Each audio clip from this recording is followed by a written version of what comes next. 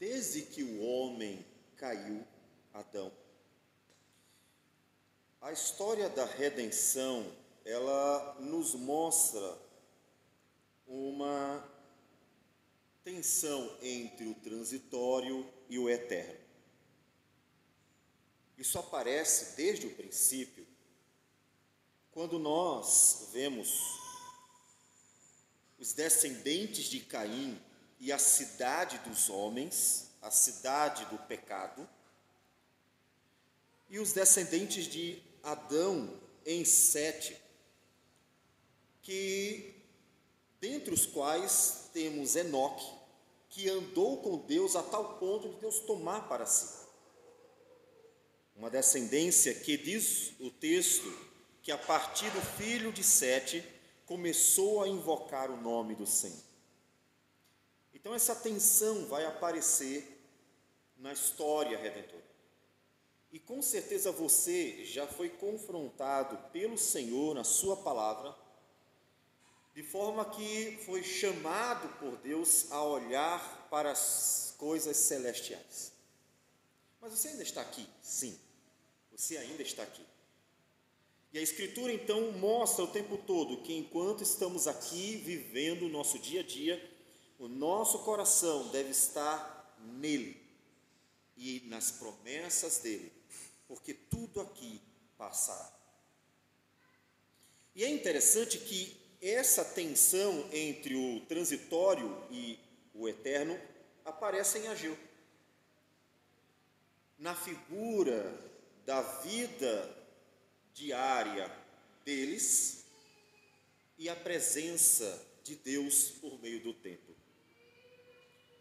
E Deus chama o povo, mais uma vez, a olhar para o celestial, para aquilo que Deus estava para fazer com a história da redenção.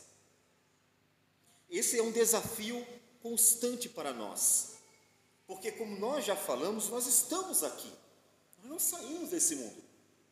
E o viver cotidiano, que também é uma providência de Deus, é um viver comum, simples, mas que ao mesmo tempo ele nos convida, uma vez que as promessas de Deus são constantemente relembradas, a não esquecermos que vivemos pela esperança da vida eterna. Como o apóstolo Paulo nos diz em Colossenses capítulo 3, um texto que citaremos como um paralelo, em que ele nos diz: portanto, se fostes ressuscitados juntamente com Cristo, buscai as coisas lá do alto, onde Cristo vive, assentado à direita de Deus. Pensai nas coisas lá do alto, não nas que são aqui da terra. E assim, somos convidados a edificar coisas celestiais, enquanto vivemos, pela graça de Deus, neste mundo terreno. E nós gostaríamos de fazer a leitura de apenas alguns versículos, como sempre fazemos, e nós vamos ler o finalzinho de Ageu. Ageu, capítulo 2, versículo 20 a 23, que basicamente é uma repetição de algo que já fora dito no início do capítulo 2, e nós vamos fazer a leitura outra vez. Então, os irmãos, acompanhem Ageu, capítulo 2, versículo 20 a 23. Veio a palavra do Senhor segunda vez a Ageu, ao 24º dia do mês, dizendo: fala a Zorobabel, governador de Judá: farei abalar o céu e a terra, derribarei o trono dos reinos e destruirei a força dos reinos das nações. Destruirei o carro e os que andam nele, os cavalos e os seus cavaleiros cairão, um pela espada do outro. Naquele dia, diz o Senhor dos exércitos: tomar-te-ei, ó Zorobabel, filho de Salatiel, servo meu, diz o Senhor, e te farei como um anel de selar, porque te escolhi, diz o Senhor dos exércitos. Senhor Deus amado, a tua palavra é o teu poder para a salvação. Então, por meio dela, nós conhecemos Cristo, que é o centro da Escritura e a chave que nos leva a entender, ó Deus, toda a tua revelação. Pedimos, portanto, que pelo Espírito Santo nós possamos compreender a tua palavra e também aplicar a nossa vida. Desperta, Senhor Deus, para que tenhamos sempre a graça de viver o dia a dia segundo Cristo, conforme temos aprendido do Senhor. Abençoa então a tua igreja, é o que nós pedimos, e fortalece para as lutas, os desafios deste mundo em guerra, para que, enquanto Jesus não volta, possamos estar perseverando até o fim. Receba nossa oração, em nome do Senhor Jesus. Amém, Senhor. Amém. Muito bem, meus amados irmãos, nós já vimos Ageu capítulo 1 e vimos que o coração do capítulo 1 de Ageu, da mensagem que vocês viram ser exatamente a tensão entre eles estão preocupados com suas casas, todavia Deus diz, a minha casa está em ruínas. Vocês estão preocupados com o dia a dia de vocês, mas estão esquecendo as coisas eternas. Vocês estão pensando no conforto diário, mas estão esquecendo o plano da redenção, uma tensão entre o transitório e o eterno. E vimos que o coração do capítulo 1 da mensagem está baseado exatamente no coração da Escritura, conforme o próprio Senhor Jesus disse em Mateus 22, ele disse que o grande primeiro mandamento é: amarás o Senhor teu Deus de todo o teu coração. É o texto de Deuteronômio capítulo 6, versículo 5, o coração da lei. Se eles amassem a Deus de todo o coração, eles não colocariam Deus em segundo plano, mas em primeiro plano. Eles não colocariam o seu conforto e sua vontade em primeiro plano, mas estariam olhando para Deus e para o seu plano. Então, eu já pergunto para você, antes de entrarmos no capítulo 2, que é uma sequência do texto, Deus realmente tem sido amado por todo o seu coração, ou de todo o seu coração? Essa é uma pergunta fundamental. Lembre-se, uma mera religiosidade tradicional levará você até a tentar cumprir mandamentos, como o jovem rico.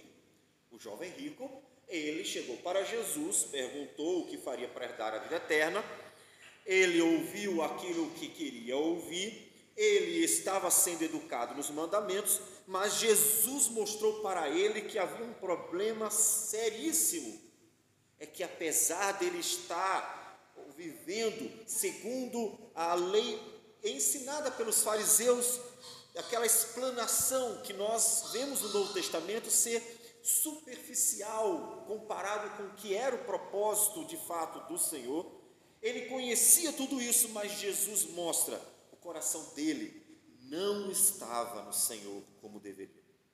Por isso eu pergunto, você ama a Deus de todo o seu coração?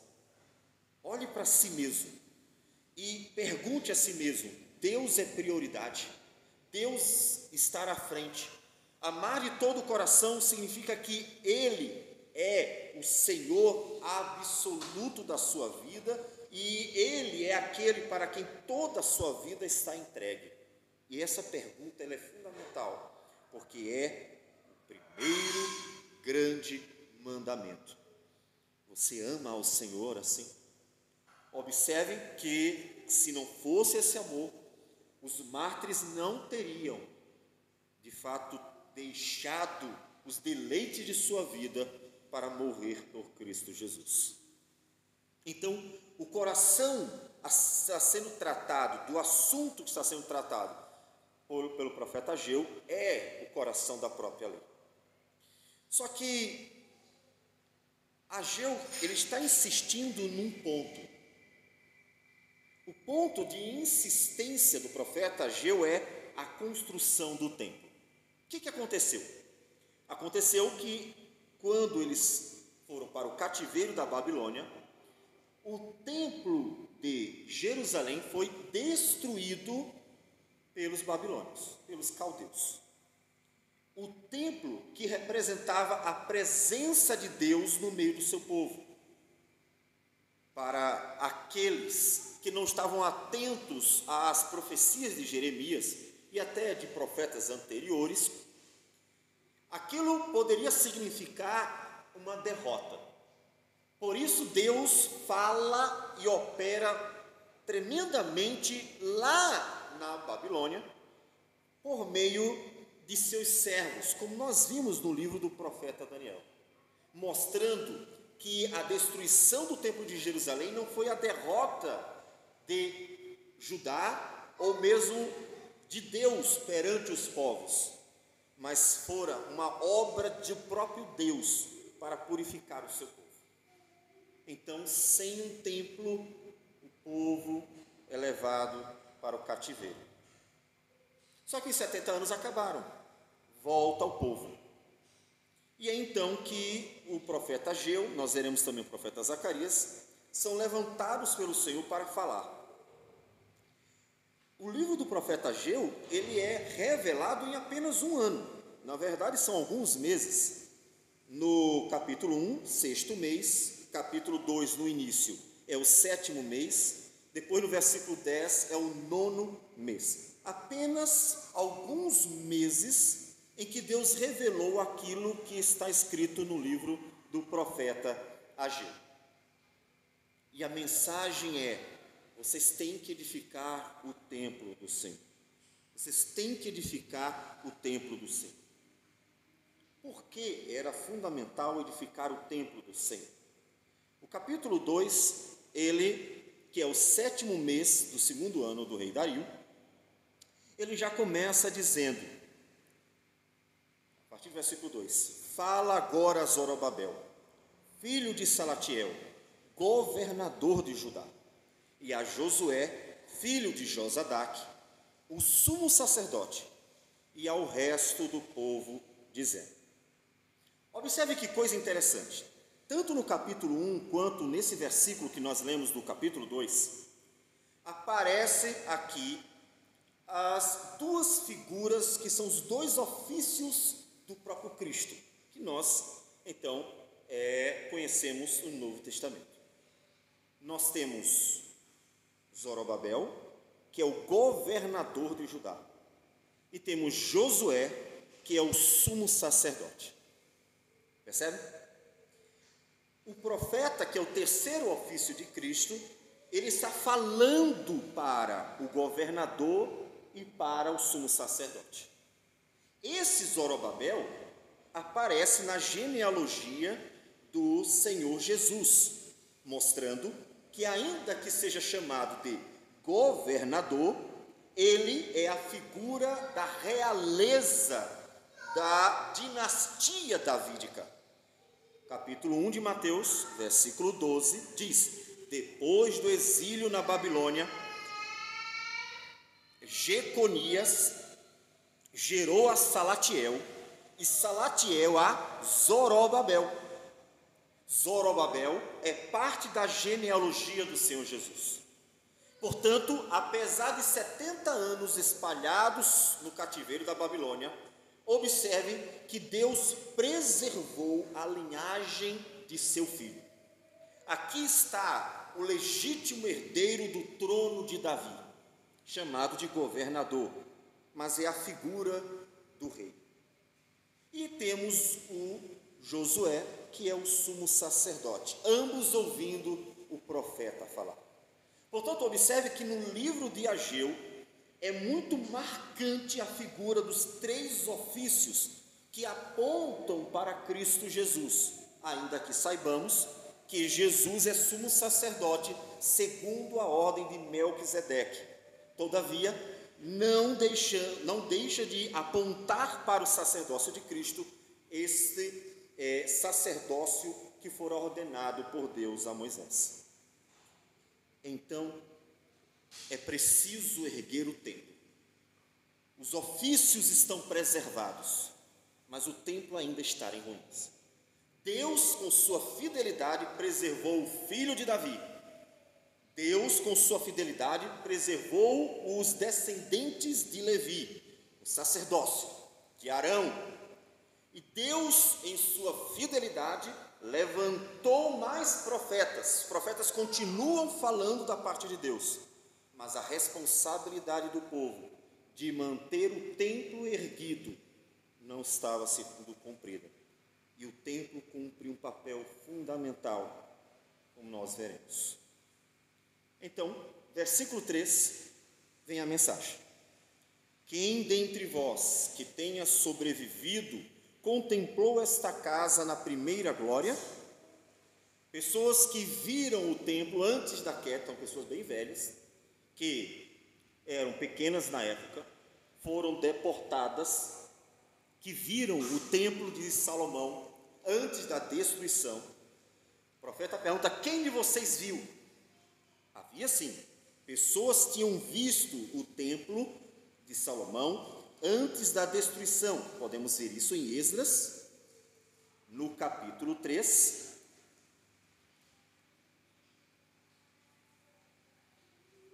Esdras, capítulo 3. É levantado o altar.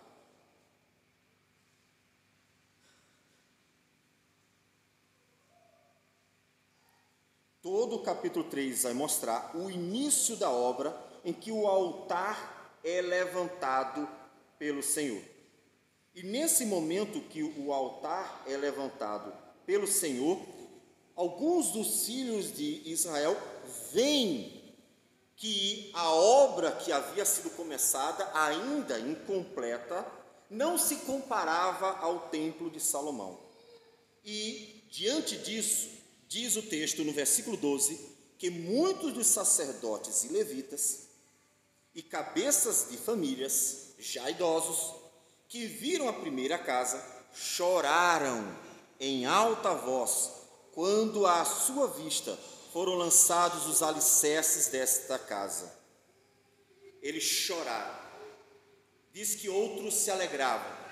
E um misto de lágrimas e alegria ao verem que o templo estava sendo erguido, porque ao mesmo tempo não se comparava com a glória do templo de Salomão, como nos diz o profeta.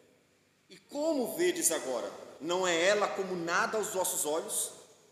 Observe que o profeta está vendo na reação do povo, nesse momento inicial da reconstrução, que eles estão lembrando a beleza do templo de Jerusalém, construído por Salomão. E ali, a partir dali, ele traz uma mensagem, continuando no versículo 4. Ora, pois, sê forte, Zorobabel, diz o Senhor, e sê forte, Josué, filho de Josadaque, o sumo sacerdote, e tu, todo o povo da terra, sê forte, diz o Senhor, e trabalhai, porque eu sou convosco, diz o Senhor dos exércitos. Observe que os três ofícios, o rei, o sacerdote e o profeta, junto ao povo de Deus, trabalham juntos para erguer o templo do Senhor. Podemos até dizer que isso tem um certo significado na pessoa de Cristo, que é o profeta, o rei e o sumo sacerdote, que ergueu a igreja por meio de seu sacrifício, de sua obra. Os três ofícios trabalhando junto para a realização da construção do templo ao Senhor. E a garantia que eles têm é porque Deus estava com eles. Isso nos lembra o profeta Jonas dizendo: a salvação pertence ao Senhor. Eles precisavam fazer a obra confiando no Senhor. A obra não era deles. Deus não estava simplesmente entregando na mão deles e dizendo assim: vocês têm que fazer a obra, façam o que eu ordenei, a responsabilidade é de vocês. Deus não estava transferindo uma responsabilidade, porque a obra da salvação pertence ao Senhor, mas Deus estava exigindo deles que cumprissem a palavra de Deus, para que Deus fosse glorificado no meio do seu povo, por meio do templo que Deus havia ordenado ser construído. A obra pertence ao Senhor. Essa é uma lembrança importantíssima.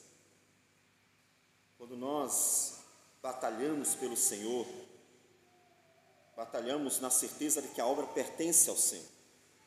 Lembro do que nós lemos no domingo passado, em 1 Coríntios 15, quando ele fala da vitória de Cristo Jesus sobre o pecado, sobre a morte, e no final do capítulo 15, então o apóstolo Paulo diz: portanto, meus amados irmãos, sede firmes, inabaláveis e sempre abundantes na obra do Senhor, sabendo que no Senhor o vosso trabalho não é vão. Não lembra o texto de Ageu? Esse texto não está em acordo com a mensagem do profeta? Façam a obra, porque eu sou convosco, diz o Senhor dos Exércitos. Portanto, meu amado irmão, enquanto nós lutamos aqui pelo Senhor, contra as trevas que nesse mundo vão tentando impedir que Deus seja glorificado, a igreja edificada e a vontade de Deus manifesta, enquanto nós lutamos, como diz o apóstolo Paulo na sua carta aos Efésios capítulo 6, que a nossa luta não é contra o sangue e a carne, sim contra os principados e potestades, contra os dominadores deste mundo tenebroso, contra as forças espirituais do mal nas regiões celestes. Enquanto lutamos, temos que lembrar, a obra é do Senhor. Caso Deus tivesse transferido para nós, já teríamos desistido, porque quem somos nós para conseguir lutar e vencer por nossas próprias forças? Portanto, a certeza que temos que a nossa batalha não é vã, de que nossa luta não é vã, de que nosso esforço não é vão, é que a obra é dele, a salvação pertence ao Senhor, e tudo o que nós precisamos fazer é confiar.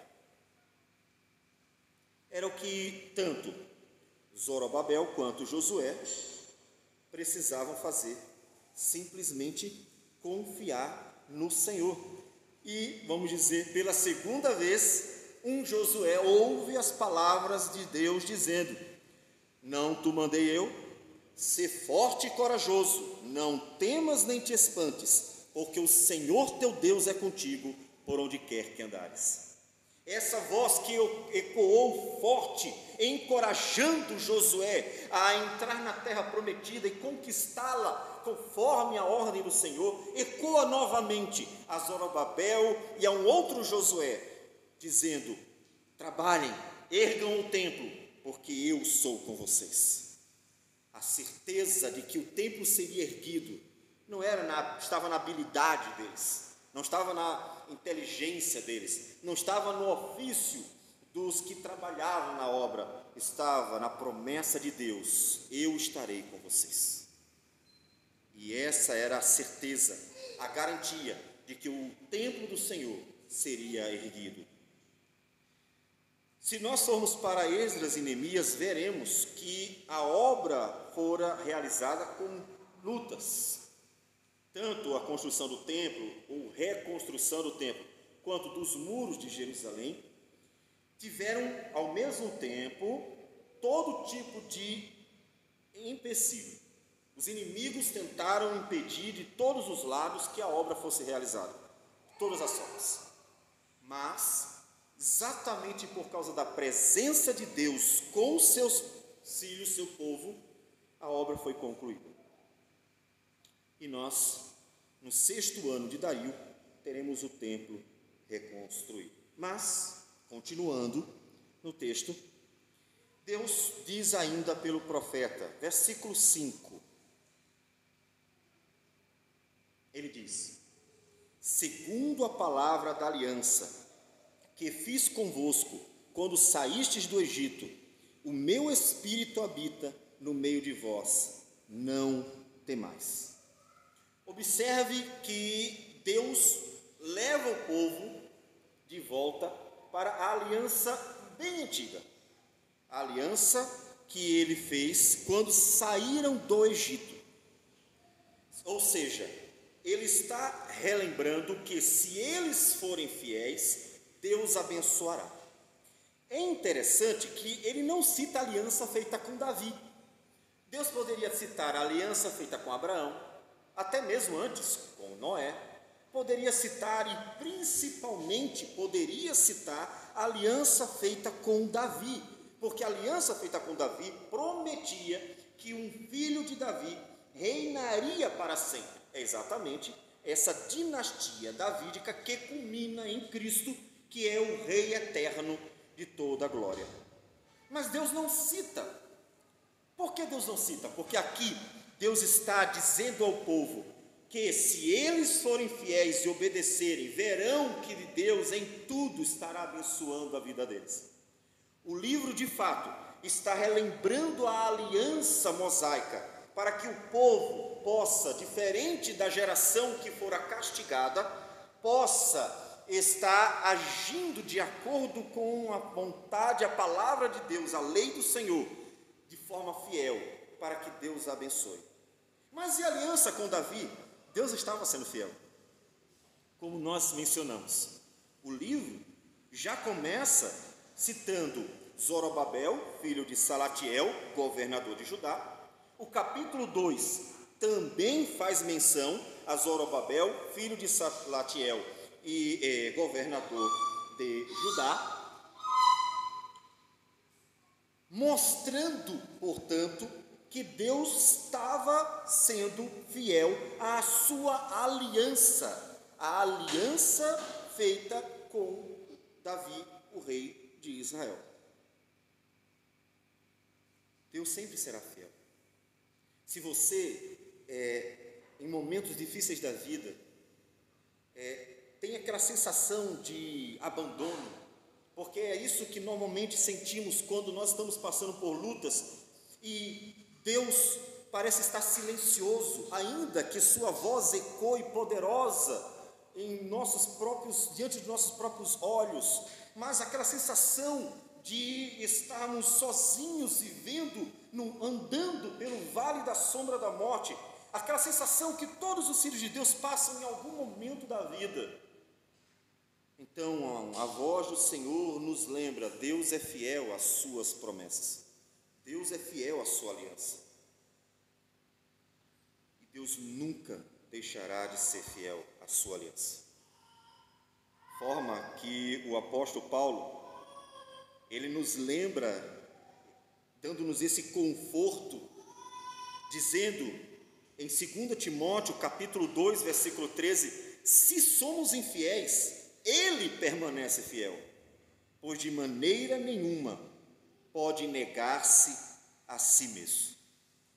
Ainda que o povo de Deus seja infiel em algum momento, Deus continuará sendo fiel, como aconteceu exatamente aqui.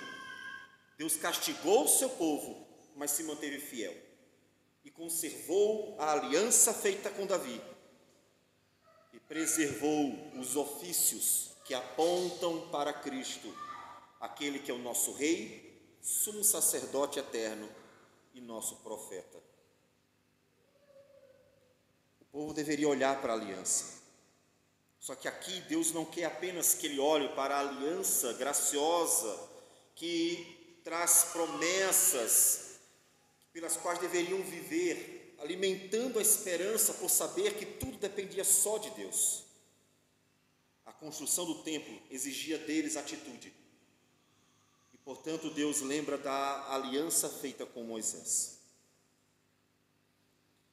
Essa lembrança da aliança feita com Moisés não aparece apenas aqui.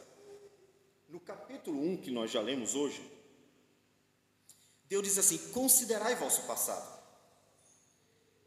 Essa é uma palavrinha que aparece várias vezes no livro do profeta Ageu. Considerai, reflitam, pensem, coloquem o coração, coloquem os vossos olhos sobre, reflitam sobre, considerai o vosso passado. E aí ele coloca a situação que eles estavam vivendo. As coisas não estavam funcionando como eles gostariam. Plantavam, mas não colhiam como gostariam. não progrediam, as coisas não estavam indo bem. E aí Deus explica, por quê? Ele disse, porque vocês estão preocupados consigo mesmo e me abandonaram. Exatamente aquilo que nós mencionamos, o coração da lei é amarás o Senhor teu Deus de todo o coração, de toda a sua alma e toda a sua força, mas eles abandonaram, eles desprezaram, eles estavam preocupados com o seu conforto e esqueceram a manifestação da glória de Deus por meio do templo que estava no meio de Jerusalém. Ele representava a grandeza de Deus, a presença de Deus no meio do seu povo. E eles estavam deixando. E isso nos lembra então a lei mosaica. Ele nos lembra a aliança mosaica. Vocês me abandonaram, eu então entreguei vocês também. Exatamente aquilo que nós vemos no final de Deuteronômio, que são as bênçãos e maldições. Se vocês me glorificarem, eu abençoarei vocês. Se me desprezarem, eu castigarei vocês. E ele lembra que aquilo que eles sofriam era nada mais do que justo, por causa da aliança feita no passado. Então, Deus exige deles e motiva eles a ter uma nova atitude. É preciso pensar um pouco nisso, porque nós precisamos saber que relação temos com essa lei. De fato, não estamos debaixo da lei mosaica, em hipótese alguma. Por quê? Porque a lei mosaica fora feita com Israel e por meio da circuncisão, aqueles que então tinham a obrigação de assumir a lei mosaica 100%. Cristo cumpriu a lei cerimonial, a lei moral permanece para todo sempre, a lei civil ainda é um modelo para todas as nações, mas aquelas bênçãos e maldições da lei mosaica, elas estavam direcionadas àquele povo que saiu do Egito e entraria na terra prometida. Não cabem mais a nós.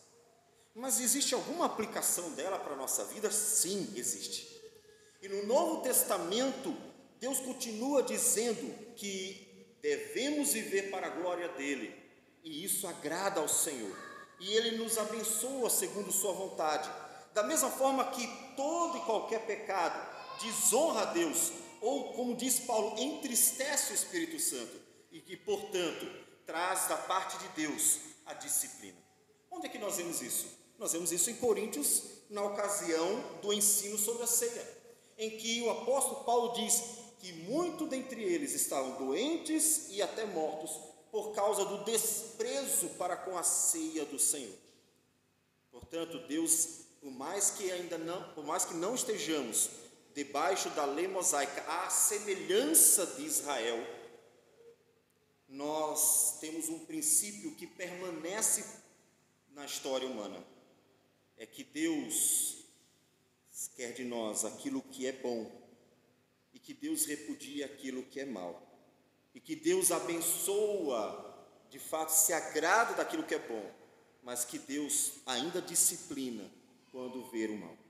Hebreus 12 fala do pai que disciplina o seu filho.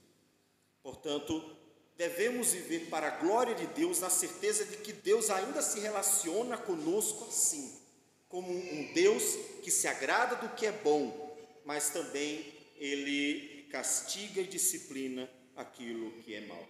E, portanto, nos move a viver para a glória dEle, porque Deus é glorificado no viver da sua igreja, uma igreja que deve viver de forma santa e agradável ao Senhor. E eles deveriam então lembrar tal aliança. O que moveria eles? Ainda no versículo 5, ele diz na segunda parte: o meu espírito habita no meio de vós. A presença do Espírito Santo habitando no meio deles era aquilo que daria a certeza que eles conseguiriam fazer a vontade do Senhor. Exatamente como disse o profeta Ezequiel. Um texto que nós já lemos várias vezes. Quando Deus diz: dar-vos-ei coração novo, porei dentro de vós o espírito novo, tirarei de vós o coração de pedra e vos darei o coração de carne. Porei dentro de vós o meu espírito, e farei que andeis nos meus estatutos, guardeis os meus juízos e os observeis. Como acontece com Zorobabel, com Josué. Diz o texto: depois de ouvirem a palavra do Senhor, eles atenderam, porque Deus despertou o espírito de Zorobabel, e despertou o espírito de Josué, e despertou todo o povo para levantar a casa do Senhor. Versículo 14. Ou seja, o despertar de Deus é que nos move a querer viver para a glória de Deus. Não somos salvos pelas obras da lei, mas somos movidos pelo Espírito de Deus a viver para a glória dele e, portanto, viver segundo a palavra dele, que é a expressão da santidade de Deus. Então você deveria pedir sempre: Senhor, que teu Espírito esteja operando sempre em mim para que eu ame a tua lei, para que eu ame a tua palavra e para que eu consiga colocar em prática aquilo que eu tenho aprendido da tua parte. Ó Deus, pelo teu Espírito, que o meu coração seja sempre quebrantado, humilde, para reconhecer a minha pequenez e ao mesmo tempo buscar a tua graça, para conseguir viver em Cristo e para Cristo, porque é pelo Espírito do Senhor que nós somos movidos a isso. E então vem o versículo 6, que também é citado pelo versículo 20, e a gente vai agora focar nesse ponto em relação a todo o restante do texto. Ele diz o seguinte: pois assim diz o Senhor dos Exércitos, ainda uma vez, dentro em pouco, farei abalar o céu, a terra, o mar e a terra seca. Farei abalar todas as nações, e as coisas preciosas de todas as nações virão, e encherei de glória esta casa, diz o Senhor dos Exércitos. Observe a mensagem. Deus está dizendo: ergam o meu templo, construam o meu templo, levantem, porque eu estarei com vocês. E de repente ele diz assim: porque eu vou destruir tudo. Nós vamos construir o templo porque o Senhor vai destruir tudo. Versículo, como nós lemos a partir do 20, ele relembra isso. Ele diz no versículo 21: farei abalar o céu e a terra, derribarei o trono dos reinos e destruirei a força dos reinos das nações, destruirei carros, os que andam nele, e cavalos, e os seus cavaleiros cairão, e um pela espada do outro. Deus fala de destruição. Ele manda construir o templo e fala de destruição. Ele manda erguer o templo, mas fala de destruição entre as nações. E aí a gente vê aparecer exatamente o contraste, outra vez, da história da redenção: o transitório e o eterno. E fica mais evidente porque Hebreus cita o texto. E vamos ver a citação, Hebreus 12,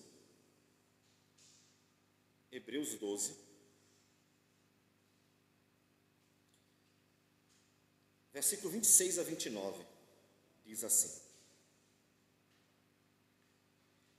aquele cuja voz abalou então a terra, agora, porém, ele promete, dizendo: ainda uma vez por todas farei abalar não só a terra, mas também o céu. Ora, esta palavra, ainda uma vez por todas, significa a remoção dessas coisas abaladas, como tinham sido feitas, para que as coisas que não são abaladas permaneçam. Por isso, recebendo nós um reino inabalável, retenhamos a graça pela qual sirvamos a Deus de modo agradável, com reverência e santo temor. Observem que Hebreus cita exatamente o texto de Ageu e aplica para nossa época. E explica: Deus disse: fará abalar os céus e a terra. E isso significa que as coisas passageiras irão, mas nós recebemos um reino eterno. Hebreus interpreta que o paralelo da construção do templo e a destruição das nações é exatamente uma referência entre o transitório e o eterno. Ou seja, eles deveriam erguer o templo que remetia o povo a Deus, porque este mundo passaria, conforme Deus havia já falado, inclusive pelo profeta Daniel. O profeta Daniel, os reinos das nações, lembram? A estátua de Nabucodonosor, os reinos das nações, as visões de Daniel, do capítulo 7 a 12, os reinos das nações seriam destruídos, mas um reino não feito por mãos humanas se ergueria e reinaria para sempre. O paralelo entre o transitório e o eterno. Mas por que o tempo é importante? Porque precisa construir o templo, porque ele diz que a glória dele seria maior do que a anterior. Isso não aconteceu de imediato. Quando, alguns anos depois, 4 anos depois, o templo foi terminado, ainda que não com toda a sua glória, ele ainda não está nessas condições que a glória da segunda casa seria maior do que a da primeira. Ainda não. Isso só vai acontecer com Herodes, que vai reformar o templo e aí sim ele vai ganhar uma grandeza gloriosa, visivelmente gloriosa, que os discípulos lá na frente vão dizer: está vendo essas pedras? E Jesus disse: não ficará pedra sobre pedra. Por que o templo é importante? Porque o templo representa a presença de Deus no meio do seu povo. E é Ele que uniria o povo em torno do Senhor. Observe que é esse templo que Jesus usa para pregar a palavra nos dias do Novo Testamento. É esse templo que no Pentecostes nós vamos encontrar um povo reunido para ouvir a mensagem do apóstolo Pedro. Porque na festa da Páscoa, do Pentecostes, do Tabernáculo, os judeus espalhados por todas as nações, judeus espalhados nessa época do cativeiro da Babilônia, tinham que ir a Jerusalém para adorar a Deus nesses 3 momentos que eram especiais. E o templo é quem providenciava o agrupamento do povo em torno de Deus. E ele se tornou fundamental para o cumprimento de profecias do Novo Testamento. Como nós mencionamos, o Pentecostes acontece exatamente por ocasião da celebração em torno do templo de Jerusalém. E é ali que Deus manifestará agora a sua glória, não enchendo um templo visível, um templo feito por mãos de homens, mas enchendo a vida dos discípulos do Senhor Jesus. O templo tinha que ser reconstruído, porque ele tinha um papel. E ele ainda cumpriria esse papel. E até que ele se cumprisse o papel, ele estaria em pé. Por isso que Jesus disse que ele seria derrubado, porque depois que aconteceu o Pentecostes, o templo então deixou de ser a forma visível de Deus manifestar a sua presença, porque a igreja viva é o templo de Deus, o templo do Espírito do Senhor, como nos diz as cartas do Novo Testamento. Mas o templo teria que ser erguido. Portanto, observe que a obra da salvação está em curso e Deus está olhando para ela. Ele tem um plano, O templo cumpriria parte, alguns elementos eram importantes nesse plano, e Deus estava olhando para ele. Por isso que tem um paralelo entre o transitório e o eterno. Deus está olhando para o plano de salvação, e o templo tem um papel importante dentro dele. E o povo estava preocupado com sua casa, que não tinha uma menor relevância para o plano da salvação. Vocês entendem? Portanto, ao vermos Deus insistir com o templo que cumpriria um papel dentro do plano de salvação, nós vemos Deus chamando o seu povo a sempre olhar para o plano redentor. Você precisa olhar para o plano redentor. Você está preocupado com o conforto diário de sua casa, e Deus está olhando para a sua vida, para a vida da sua igreja, que Ele chama de templo do Espírito Santo. Vamos lembrar, como nos diz o apóstolo Paulo, em 1 Coríntios, no capítulo 3, versículo 16: não sabeis que sois santuário de Deus e que o Espírito de Deus habita em vós? Ou como diz ainda o apóstolo Pedro no capítulo 2 de sua primeira carta, no versículo de número 5: também vós mesmos, como pedras que vivem, sois edificados casa espiritual, para ser de sacerdócio santo, a fim de oferecer de sacrifícios espirituais agradáveis a Deus, por intermédio de Jesus Cristo. Vocês são o templo do Espírito de Deus. Portanto, enquanto você está preocupado com o conforto da sua vida, Deus está olhando para a obra santificadora da sua igreja. Por isso, muitas vezes, Deus contraria nossas vontades para fazer a vontade dEle, que é boa, perfeita e agradável. E Deus, então, conclama seu povo: meu povo, olha para o plano de redenção. Eu tenho coisas eternas que vocês nem podem imaginar, que Ele, em figuras, traz para nós no livro de Apocalipse, grandes e maravilhosas promessas de bênção eterna. Mas vocês precisam olhar para o meu plano de salvação. Vocês precisam estar com os olhos fitos em mim. Por isso disse o apóstolo Paulo aquilo que nós lemos no início: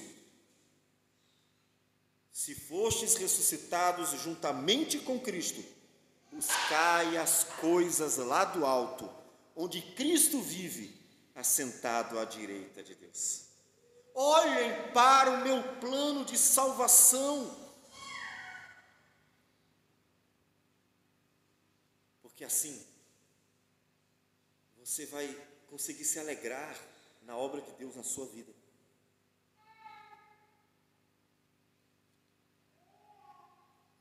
Muitas vezes, Deus está fazendo algo extraordinário na sua vida, na vida da igreja, mas você não consegue ver, porque você está olhando para o lugar errado. Muitas vezes, Deus está realizando uma obra, ou está fazendo a sua obra dentro desse plano de salvação, na vida de seus filhos, mas eles não conseguem ver, porque estão olhando para o lugar errado. E aqui em Ageu era exatamente isso que estava acontecendo. Eles estão olhando para suas casas e reconstruindo, e esqueceram que o templo de Deus representava a presença de Deus no meio do seu povo, e tinha um papel na história da redenção. E o povo então é chamado a mudar o foco de seus olhos. Olhe para o Senhor.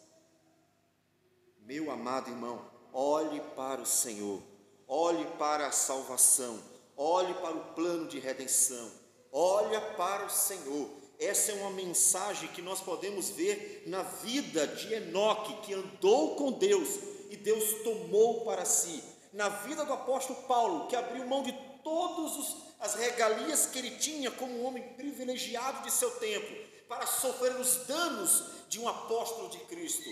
Olhe para o Senhor e você verá melhor o agir de Deus em sua vida. E então poderá se alegrar nesse agir. Olhe para o Senhor.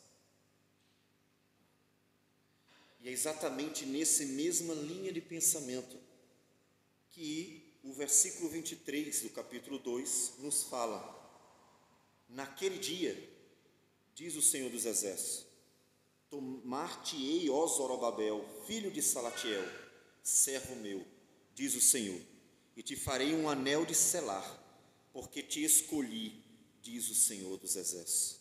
Mas quem é Zorobabel? Qual é a grande importância dele? Além de ter sido um homem de Deus, que realmente nesse período da volta do cativeiro, foi um instrumento de Deus para a reconstrução, não só do templo, mas também dos muros, junto a Esdras e Neemias. Qual é o papel tão fundamental que naquele dia, ou seja, num dia especial, um dia em que Deus faria abalar os céus e a terra? Lembrando que é exatamente uma referência às profecias do profeta Daniel, que nos fala da queda dos reinos perante o reino de Deus. Qual era a importância? É que Zorobabel é o filho de Davi. Zorobabel é o descendente, o herdeiro do trono.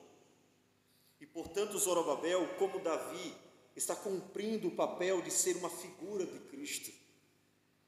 Ele entra na linhagem, ou seja, Deus continua fiel, e Deus cumpriria a sua palavra, Deus cumpriria a sua promessa, e nós encontramos Cristo Jesus, que veio e finalmente destronou o império das trevas e venceu todo o mal, o pecado, o mundo e o diabo, e estabeleceu o seu reino, que durará para sempre. Portanto, Ageu nos conduz os olhos para a obra da salvação em Cristo Jesus. Você está olhando para onde? Você está olhando para onde? Eu sei que você está preocupado com a sua vida, eu sei. E Deus diz nos versículos que estão ao redor do texto que nós mencionamos: se vocês me ouvirem, eu vou continuar abençoando vocês. Olhem, ele até diz assim: olhem, faz o seguinte, a partir de hoje, vejam se eu não vou abençoar vocês. Comecem a construir o templo e vejam se eu não vou abençoar vocês. Deus põe o povo à prova, ou seja, mostra para eles, de forma bem prática, que Deus é fiel às suas promessas. Deus conhece as nossas necessidades. Jesus, o filho de Davi, aquele para quem Zorobabel aponta, disse exatamente isso no seu famoso Sermão do Monte, no capítulo de número 6, versículo 25. Não andeis ansiosos pela vossa vida, quanto ao que haveis de comer ou beber, nem pelo vosso corpo, quanto ao que haveis de vestir. Não se preocupem. Observem Ageu. Ageu diz: vocês estão preocupados com a casa de vocês, e a minha casa está destruída. Jesus disse: não se preocupem quanto ao que vão comer e beber. Também disse Ageu: vocês plantam e não colhem. E no versículo 33, o Senhor Jesus diz: buscai, pois, em primeiro lugar o seu reino e a sua justiça, e todas estas coisas serão acrescentadas. Jesus transmite a mesma mensagem de Ageu. Ageu diz ao povo: vocês estão com a ordem das coisas trocada. Primeiro vocês, depois de Deus. Vocês não estão olhando para Deus e nem para o plano de salvação. Jesus diz a mesma coisa: vocês estão preocupados com a vida, com o comer e com o vestir, e estão deixando as coisas de Deus para segundo plano. E ambos pregam: vocês precisam trocar a ordem das coisas. Jesus diz: buscar em primeiro lugar o seu reino e a sua justiça, e as demais coisas serão acrescentadas. Ageu diz: construam primeiro a minha casa, e depois vocês constroem a casa de vocês. Ambos trazem a mesma mensagem: Deus tem que estar em primeiro lugar. Portanto, olhe para o Senhor, como nos diz o capítulo 1, mas olhe no Senhor para o plano de salvação também, diz o segundo capítulo, porque Deus está realizando grande obra. Essa obra aponta para Cristo, mas só que em Cristo ela ainda não terminou, porque ainda somos pecadores, ainda estamos no mundo de pecado. A mensagem do Novo Testamento ainda é: não invistam neste mundo, como se tudo estivesse focado nele, como se vocês fossem viver para sempre isso. Não invistam todo o seu coração nisso, não coloquem todo o seu coração nisso, porque tudo passará. O os céus e a terra, tudo passarão. Hebreus lembra que essa mensagem ainda estava valendo. Tudo passará. Portanto, coloca o coração no Senhor. E eu gostaria de concluir exatamente com o texto de Hebreus 12, só que versículos anteriores. Porque nesse capítulo 12, ele faz exatamente o contraste entre o transitório e o eterno, entre o Sião e o Sinai. Ele faz exatamente o contraste entre o velho e o novo. Poderíamos até dizer, judaísmo e cristianismo. E então ele diz no versículo 22 em diante: tendes chegado ao monte Sião, e à cidade do Deus vivo, a Jerusalém celestial, e a incontáveis hostes de anjos, e à universal assembleia, à igreja dos primogênitos arrolado nos céus, e a Deus, o juiz de todos, e aos espíritos dos justos aperfeiçoados, e a Jesus, o mediador da nova aliança, e ao sangue da aspersão, que fala coisas superiores ao que fala o próprio Abel. Vocês chegaram a estas bênçãos celestiais.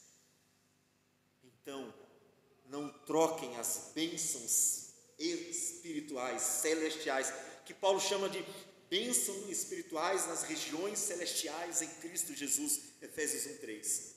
Não troquem por aquilo que é fugaz, por aquilo que passa. Precisamos da vida cotidiana, sim, mas o próprio Deus é quem a providenciará. É Ele quem nos abençoará dia a dia, mas os seus olhos devem estar fitos no Senhor, porque enquanto Deus dar a você o dia a dia, graciosamente, os seus olhos estão contemplando a glória de Deus, porque estão fitos em Cristo, e então, vivendo para aquele que nos chamou à eterna salvação, vamos contemplando a sua obra, a obra de Deus em nós. O mais, disse o Senhor Jesus, buscai o reino de Deus e a sua justiça, e as demais coisas serão acrescentadas.